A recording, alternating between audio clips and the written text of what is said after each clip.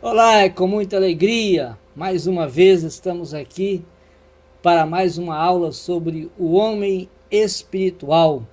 Hoje nós estaremos falando sobre o conflito entre o novo homem e o velho homem. É essencial a uma pessoa regenerada que compreenda o que obteve com o novo nascimento e o que persiste de seus dotes naturais.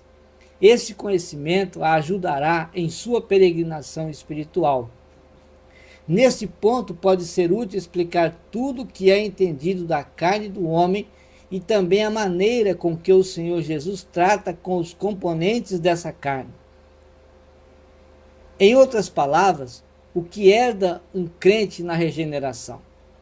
Uma leitura de vários versículos de Romanos 7 pode deixar claro que os componentes da carne são principalmente o pecado e o eu. O pecado que vive em mim, quer dizer, em minha carne. Versículos 14, 17 e 18. O pecado aqui é o poder do pecado e o minha é o que reconhecemos normalmente como o eu.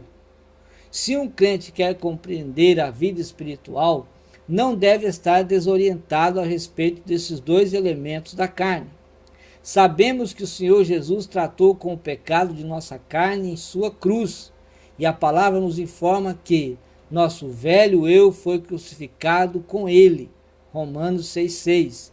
Em nenhuma parte da Bíblia nos diz que temos que ser crucificados, posto que isto Cristo já o sofreu de uma maneira perfeita. Em relação ao assunto do pecado, ao homem não se exige que faça nada. Só tem que considerar isto como um fato consumado, Romanos 6,11, e colherá a eficácia da morte de Jesus sendo totalmente libertado do poder do pecado, conforme Romanos 6,14. A Bíblia jamais nos diz que temos que ser crucificados pelo pecado. É verdade.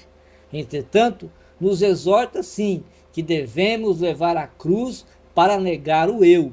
O Senhor Jesus, em muitas ocasiões, nos manda que neguemos a nós mesmos e levemos a cruz e o sigamos. A explicação disto é que a forma como o Senhor Jesus trata nossos pecados e trata a nós mesmos é muito distinta. Para conquistar o pecado por completo, o crente só necessita um instante. Para negar seu eu, necessita toda a vida. Jesus só levou nossos pecados na cruz, mas se negou a si mesmo durante toda a sua vida. Nós devemos fazer igual. A carta de Paulo aos Gálatas descreve a relação entre a carne e o crente. Por um lado, nos diz que os crentes pertencem a Cristo Jesus, crucificaram a carne com suas paixões e desejos, conforme Gálatas 5:24. No mesmo dia em que uma pessoa se identifica com o Senhor Jesus, sua carne também é crucificada. Agora bem, alguém poderia pensar, sem a instrução do Espírito Santo, que sua carne já não existe, pois acaso não foi crucificada?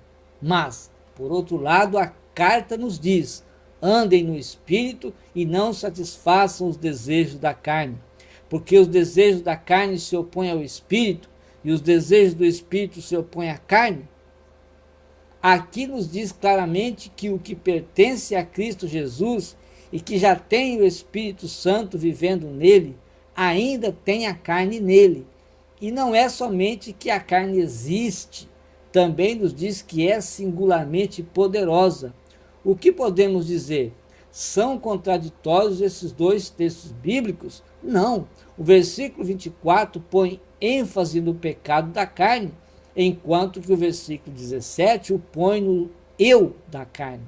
A graça de Cristo trata com o pecado e o Espírito Santo trata com o eu por meio da cruz. Cristo liberta por completo o crente do poder do pecado por meio da cruz, para que o pecado não torne a reinar.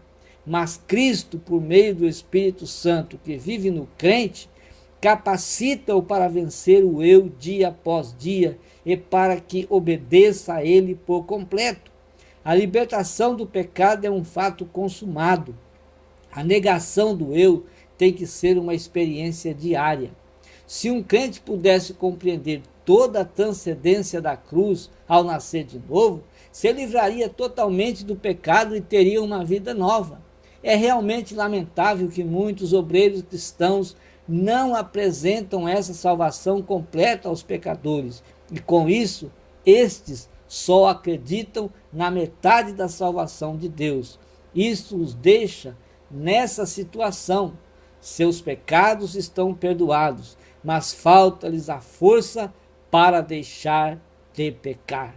Na próxima aula, continuaremos falando sobre o novo homem e o velho homem nesta lição sobre o homem espiritual. Que Deus o abençoe.